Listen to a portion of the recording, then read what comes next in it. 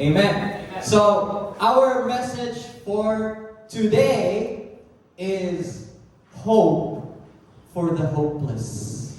Wow. So, have you had times when you have lost all hope? When you have no idea what to do anymore. Like you don't wanna wake up in the morning because I don't know what to do. Am I still going to go on with my life?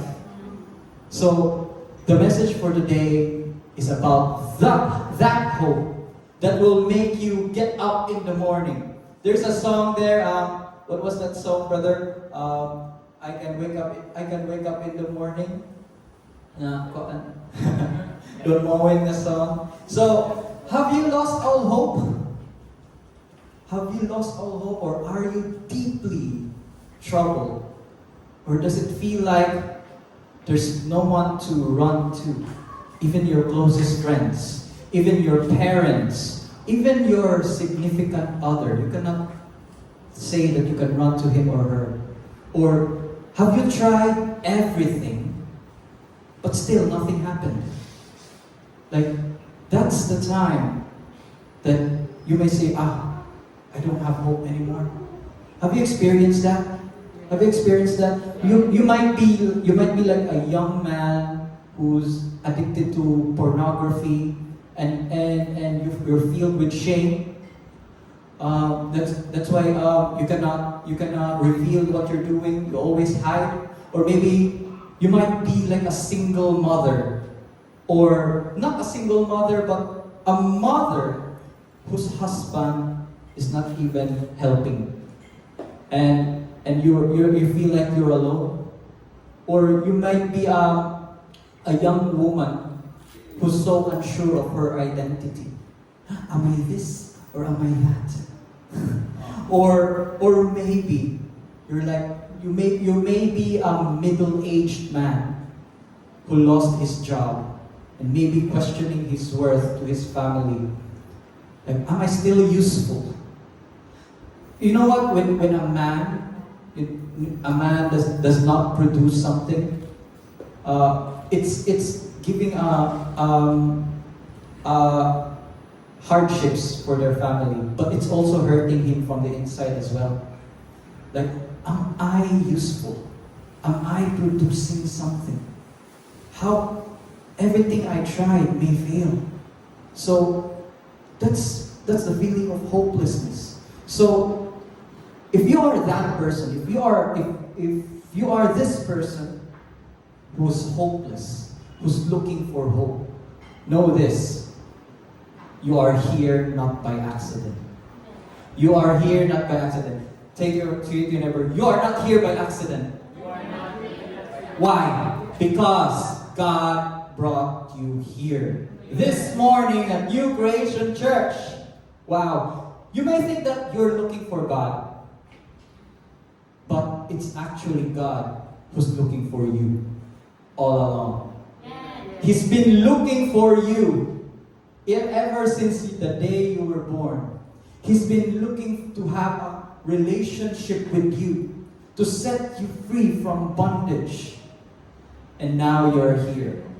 And the message for today, I'm gonna share to you this verse here, that Psalms 34 verse 18. God sees you.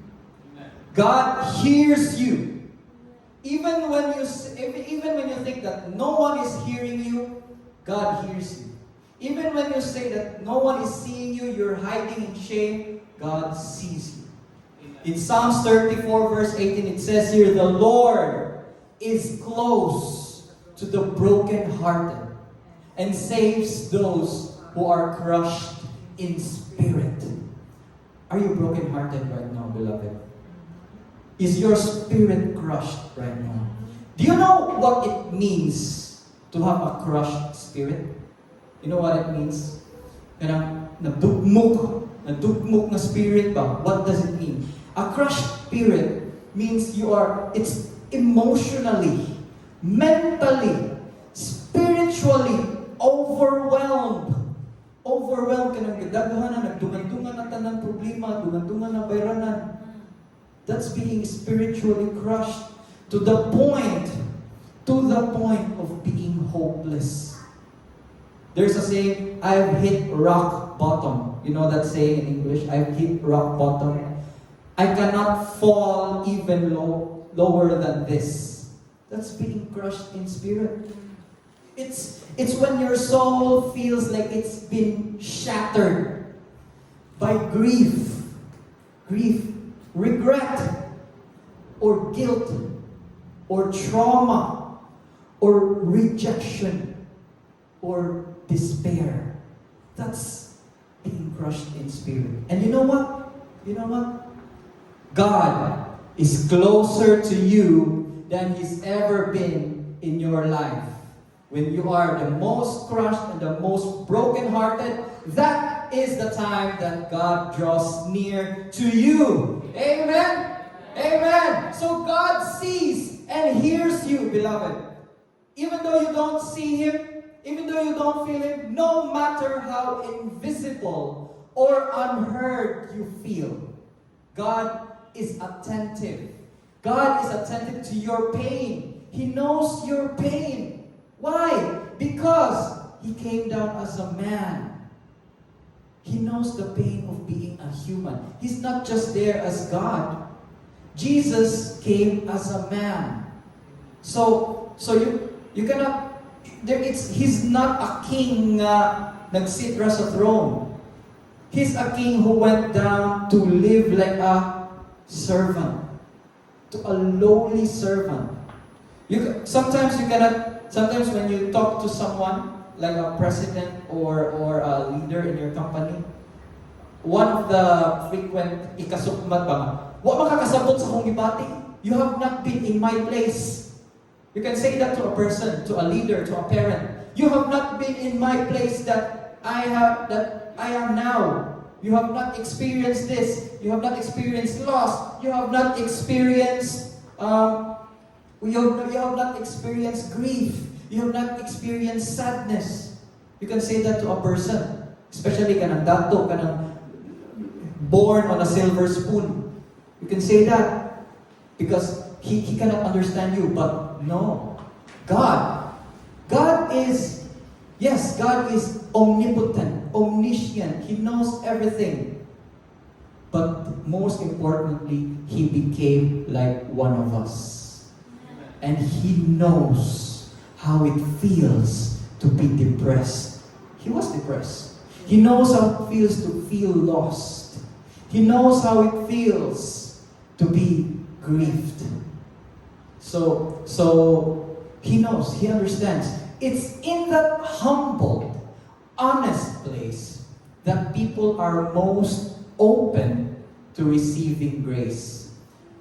When time comes that you feel undeserving, it's the time that you are most deserving. I am undeserving for your love, Lord, because I have sinned. I have done terrible things. I have cheated. I have lied. I have killed. I have murdered. I have been addicted. I am so undeserving of your love. But beloved, that is the time that you are actually the most deserving of His love. Amen. To be crushed in spirit is to be emptied of strength. Wala na kay kusog. You cannot do anything. I cannot do this anymore. The world will say, you must do it. You must be strong. You. The world will always say, you. You must get up. Get up. Dapat ka mabangon kung premia ka. Dapat ka matrabaho. May kwarta. Di pwede magkasakit. That's what the world will say. That's what the world will say. But not God. God is closer to you. Yes, you're weak. You cannot do anything. I understand. I am here for you. God is telling you that right now, beloved. If you're at the point of being lost of hope, God is telling you that. If you are emptied of all your strength, that is the place that where God fills us with Himself. When you have lost all strength.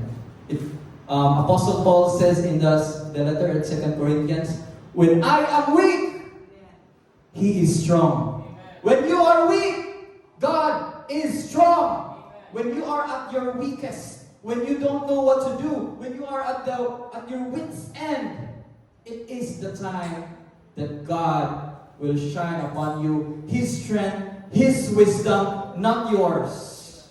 You can overcome all challenges by the power and wisdom of God in you. Amen? So if you are weary, if you are tired of everything, come to Jesus. He said in Matthew 11, chapter 20 to 29, this is Jesus speaking. Come to me, all you who are weary and burdened, and I will give you rest. Take my yoke upon you and learn from me, for I am gentle and humble in heart, and you will find rest for your souls. You don't have to be strong to come to Jesus. You just have to come. You don't have to be strong. Sometimes we come to God, we're like, Lord, look at me. Use me, Lord. I am strong. No, that's not how you come to God. By the way, what part of the sword that you will hold? Is it the sharp edge or the handle? The handle cannot kill. The handle might think is the useless part of the sword because it cannot kill anyone. It's not sharp. But that is the part of the sword that the swordsman will hold. And that part, the strong part, is not the one that you give to God. You give to God your weak part. The handle, imagine ourselves, we are like swords. We have a strong part and we have a weak part. That's the weak part that we give, that the Lord will hold. So that by His strength, we become strong when we give to God our weakness. Amen? You don't have to be strong. Jesus welcomed us. Jesus welcomed us in our weakness. It's not a demand. It's an invitation. It's an invitation. If you're burdened by life's pressures, deadlines here, deadlines there, payments here, bills there, utang here, utang everywhere. If you're so burdened with that, life's guilt, sin, religious pressure, Jesus is inviting you to come to Him. And He will give you rest. And what is this rest? What is this rest? Is this rest like pahuway ka matug or nap? Rest is not what we think is most of the time. Rest isn't escape. Sometimes when we are tired of dealing with our problems, our kids, our work, sometimes our rest is like scrolling on Facebook or playing some games. Ay, sa ko lang niya, pahuway sa ko. Okay, scroll. It's not rest. It's not rest. Yes, you stop working for a meantime, but it's not really rest. It is escape. You're escaping for the meantime. You're resting your focus on that particular work or problem by escaping, by looking at the problems that are there in social media. So it's not escape. It's not rest. It is escape. But the rest that Jesus is offering us is a renewal from the inside. From the inside. Because sometimes life is hard, not because life is hard. Life is hard Sometimes because we make it hard by our wrong decisions, by our lack of wisdom, lack of knowledge. Sometimes life is hard kay atong gilisod-lisod, atong kaugalingon. Why? Because we are relying on our own wisdom. We are relying on our own strength. That's why Jesus is inviting us to come to Him. And He said, take my yoke upon you and learn from me. Yoke is like, kanang ibutang sa head sa baka, sa cow, so that you will carry together the load. So it's not going to be you alone who's carrying the load. Jesus will carry the load with you. Your problem, Jesus is carrying it. Why? Because He has carried the cross. He has carried the sin of the whole world. How much more He will carry all your problems with you. You can carry all your problems not by your own strength, but by the strength of Jesus. Amen. And you don't even know, beloved, it's Jesus also who's carrying you when you give your weakness to Him. Amen? Amen. Jesus came for the broken, not the perfect. Nobody's perfect. Amen? Do you agree with that? Yes. Nobody's perfect. Yes. In this world. So, why would anyone say, I don't need Jesus? Because they think that they are already perfect. But the truth is, nobody's perfect. It says there in Mark chapter 2, verse 17, Jesus said, it is not the healthy who needs a doctor, but the sick. I have not come to call the righteous, but the sinners. Jesus came for the sinner. He was eating with the tax collectors and the prostitutes. He was eating with the sinners and the outcasts. He feels at home with them. And the Pharisees went to Him, why are you eating with those guys? The ex-convicts, the drug addicts, the broken, the crushed. Why are you eating with them, Jesus? The Pharisees said, because they need a doctor. Amen? Do you need a doctor? When you go to the doctor, do you go to the doctor to pretend you are fine? Like it's a waste of time. If you think you are well, you don't go to the doctor. But even if you go to the doctor for your checkup or whatever, you think you are already sick. You go to the doctor, and the doctor is looking at you in your front. How can I help you? How do you feel? Yan ka sa clinic ba? And then you say to the doctor, Doc, I'm good, I'm fine. What would the doctor say? What would the doctor say? Then why are you here? The doctor will say, why are you here? Well, I'm just here because I'm fine. You don't go to the doctor when you are fine. You go to the doctor when you are sick. In the same way, you don't go to Jesus when you feel you are perfect, when you feel you are healthy. You go to Jesus when you are broken, when you are crushed, when you are a sinner needing a Savior. Amen? That's when you go to Jesus. He did not come for the righteous. So, Jesus came for the spiritually sick. Spiritually sick.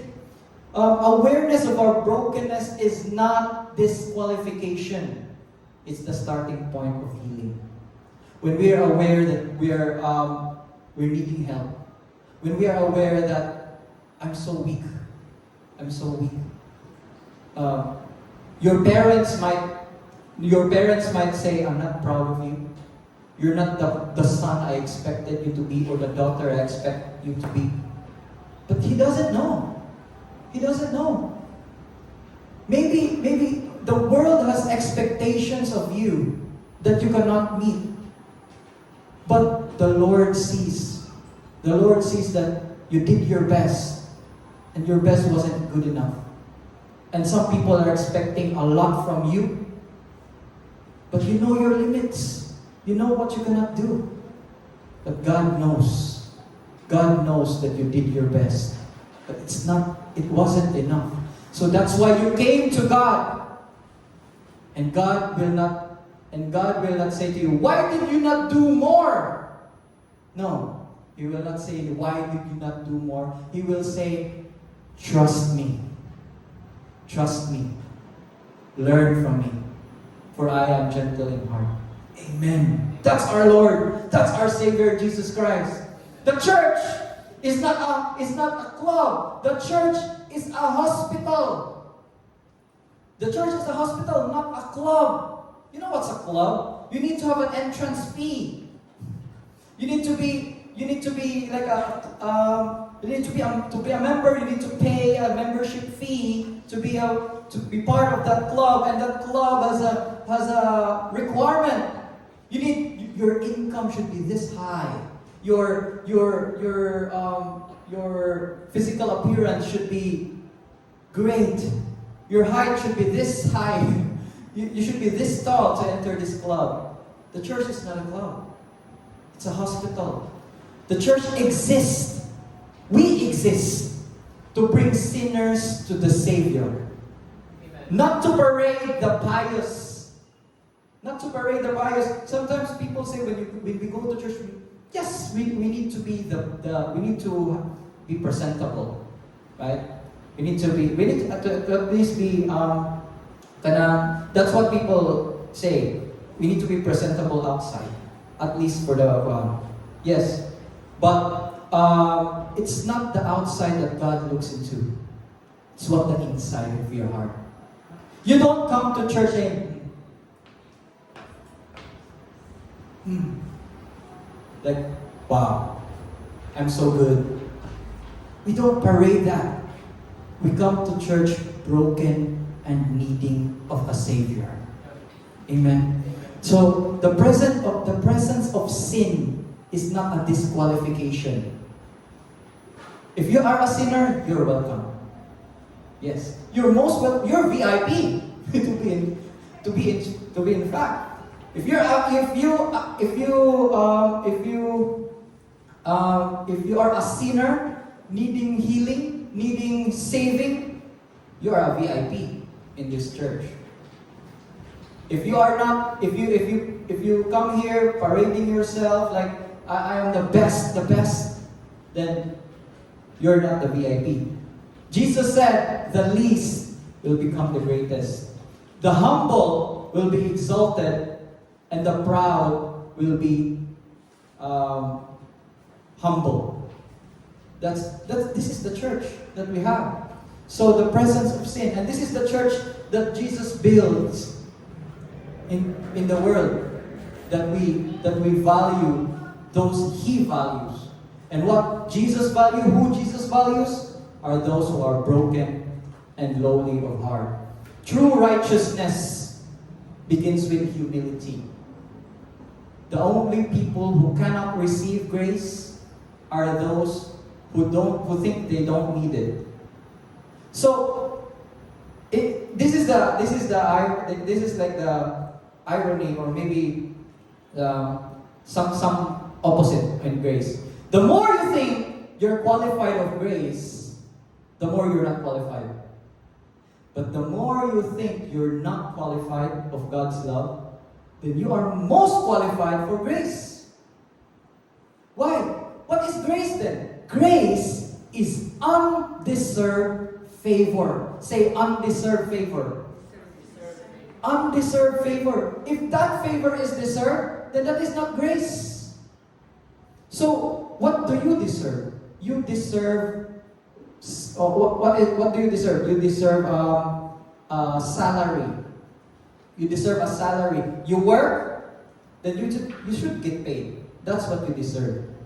What don't you deserve? Gift. Grace. Because it's given to you, not because you work for it, but because of the generosity of the giver.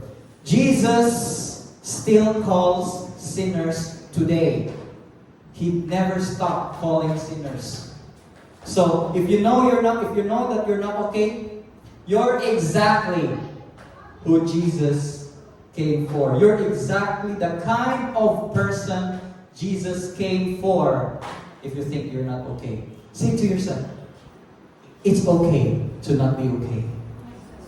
It's okay to not be okay because Jesus came for you. Amen? So, this is the most famous verse in Christianity. John chapter 3 verse 16. Jesus was talking to Nicodemus. Jesus said, "For God so loved the world that He gave His only Son, so that everyone who believes in Him will not perish, but have eternal life."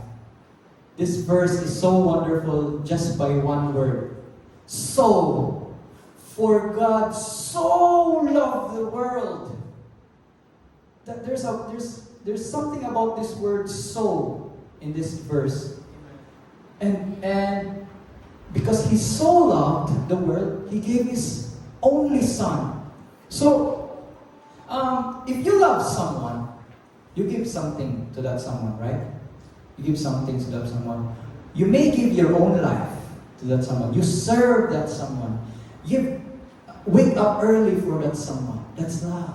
Cook breakfast for that someone. That's love. You serve that someone. You give yourself. But there is even greater that's the greatest demonstration of God's love for us, is that He gave His one and only Son. Why? Why is giving your own one and only Son such a great love? Why? If you are hopeless, let's go back to that hopeless thing. If you're hopeless, you think that you will have no future, right? It's not easy to wake up in the morning because what's the point? It's not gonna work anyway. That's the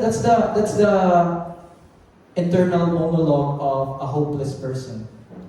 What's the point of waking up in the morning? Well, I did everything I could. It's not gonna work anyway. You don't have a future. That's what a hopeless person thinks. I don't have a future. My life is just gonna be the same. I work, I sleep, I wake up, all the same. There's no future. But here's the thing, beloved. Here's the thing. God so loved you that He gave His only Son. God is eternal. He's outside of time. He is in the past, in the present, in the future. He's above time. Amen. But if God had a future, He gave you His future by giving His one and only Son. This is a picture of a father's love. Why? Why? In the old times, as having a son, it might not be relevant right now, but having a son, a one and only son, is like having an heir. Someone who can continue your legacy. You work hard, you accumulate wealth, and then when you die, you give your wealth to that son. Abraham had no son. He prayed to God, Lord, what will happen to my wealth? I cannot just give this wealth to my servant. I don't even have a son. So that's a very big deal in this time to have a son. So Jesus was demonstrating here for the point of view of that time, that having a son is like having a future. Maybe it might not be relevant right now, but it was if we see the relevance of this giving up of a son from that time, then you will understand that God so loved you. He did not give only His Son. If He had a future, He gave you His future. He gave you His future. If God so loved His Son and He gave up His Son for you, how much does He love you then? if He did not withhold His Son to give to you, how much more along with Him all things, hope, love, peace, joy, He's gonna give it to you. Because He's given you everything already. His one and only Son. He gave you His future. Because here in Jeremiah chapter 29 verse 11, it says here, God says, "For I know the plans I have for you, declares the Lord, plans to prosper you and not to harm you, plans to give you hope and a future." God has a plan for you. So do not give up because He has a plan for you. Do not lose hope because He is preparing something for you. He has given you His Son, and therefore He has given you something to hope for in your life. He has given you hope and a future. So do not think that it's the end. It's the end of the road. No, there is hope for you, beloved. There is hope for you. You might not see it yet. You might not feel it yet. It might still be in the horizon, but it is there. There is hope when you put your hope in Jesus Christ. Because God said, whoever believes in Him will not perish with the hopelessness of this world, but have eternal life. Where is eternal life? It's in us. Eternal life lives in us when you believe in Jesus Christ. So, what do you do? What do you do? It's simple. It's not hard. Jesus said, "Come to me who are heavily laden, who are burdened." I will not give you 1, 2, 3 step by step. Step 1, wake up in the morning, brush your teeth, exercise.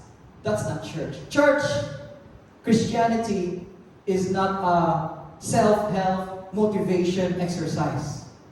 It's trusting God. Trusting Jesus. Amen. So it's not hard. Why? It's the world that's making it hard.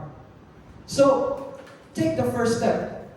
There's a saying, a journey of 1,000 miles starts with the first step. This is the first step. It's not hard. Why?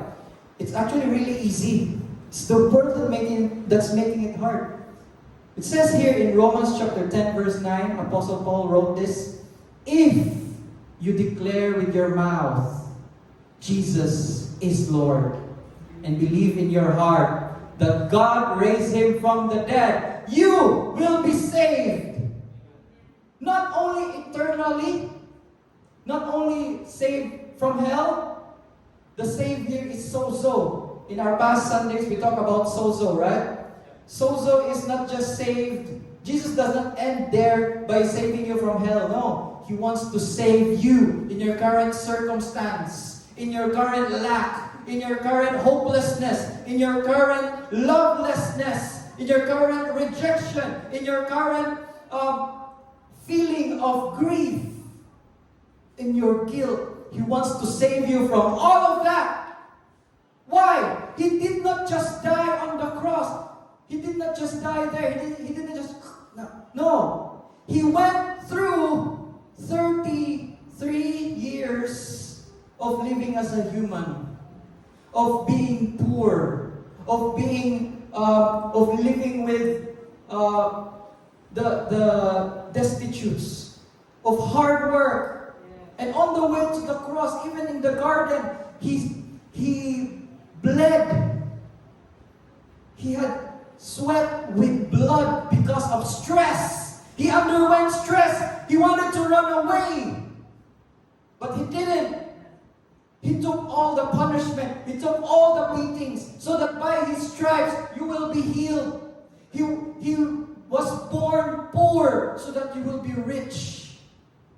He underwent all that to save you, not only from hell, but also for this life. Jesus said the enemy comes to steal, kill, and destroy, but I have come to give you life and live it to the full. This is what Jesus. The enemy wants to distract you. The enemy wants you to blame God for everything that's happening in your life. The enemy says, yes, God is taking it away from you because you're guilty. You did sin. He wants you to paint a bad picture of God.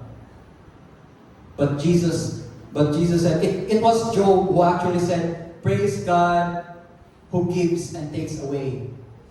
Who quoted that? It was Job. People would say, Job, he's so holy, he's so good, he still praised God even though his family died, even though he became poor, he praised God, for God, it is God who gives and takes away. Who do you want to believe? Job or Jesus himself, who said that it was the enemy who stole your health, who stole your prosperity, who stole your happiness, who stole your joy, who stole your peace. It's the enemy who steals it from you. He kills, who steals, kills. He kills your dreams. He kills your joy. He kills your love and destroys your life. That's what the enemy does. But Jesus said, I, Jesus, have come so that you may have life and live it to the full. Who would you rather listen to? Job or Jesus? Jesus. Jesus gave us life, and so that we can live it to the full. How do we live? What is this life live to the full? This is good success. What is good success? Good success is a success without a but. You may be rich. I'm rich, but you're sick. You may have the best love life of your life. You may have the best husband or wife, but you're hungry. Bahalag saging, basta laping. You may have the best health, but you're alone. So, good success that Jesus wants for us, it is the will of God that we will have good success, that we will have the best health, that we will walk in health, and we walk with great relationship at peace with everyone. Even our enemies become at peace with us. That is His will for us, and we will be prosperous to the point of being generous. That is good success. That is living life to the fullest. Don't be deceived by what social media is showing you of a good life. This is the good life. I am lying here in vacation, sipping juice in the beach. We're traveling abroad. We're having a good relationship with my partner. We do vlogs together. Don't be deceived by the world telling you that this is the good life. The good life, my friend, the good life, beloved, is a life lived with Jesus. Amen. Amen. So, take the first step. Declare with your mouth that Jesus is Lord. And you know what? Jesus hears your prayer. You don't need to do grand prayer. Lord, Jesus is Lord. Even the smallest voice, as long as you are honest. When you say Jesus is Lord, you're coming to God as a sinner. You're coming to God as someone who gives your life to Him. Your life is not your life anymore. It is His. That is the power of when you say Jesus is Lord. He is the Lord. Lord means owner. Lord means owner. So, when you say Jesus is Lord, it's the same as saying, Lord, I am yours, and you are mine. If you own something, if you own a cell phone, if you own a laptop, if you own something valuable, you use it, right? You use it. But you be careful of it. You take care of it. You maintain it. If we humans take care of our things, and they are just things, we use the things. of course. But first and foremost, we take care of things. How much more of a human being? You who are more precious than birds, than flowers. Yes, God will use you for His glory. But He will first take care of you. He will first love you, minister to you, wash your feet, so that you can overflow with love. Amen. So, let me close with this, brothers and sisters. Let us, this might be like something new. I want us to be aware that some of us here have already accepted Jesus Christ. Amen. We have been Christians for so long. Amen. So, but we might say, we are already living the good life. What about those that are lost? What about those that are lost? How about them? It's okay, at least I'm saved. At least I'm saved. That's what most Christians will say. But no, that is not the attitude of Jesus Christ. That is not the attitude of our Good Shepherd. The Good Shepherd leaves the 99 to look for the one that is lost. We have been that one sheep that was lost at some point of our lives. And the shepherd looked for us. And even as you pray this prayer, think.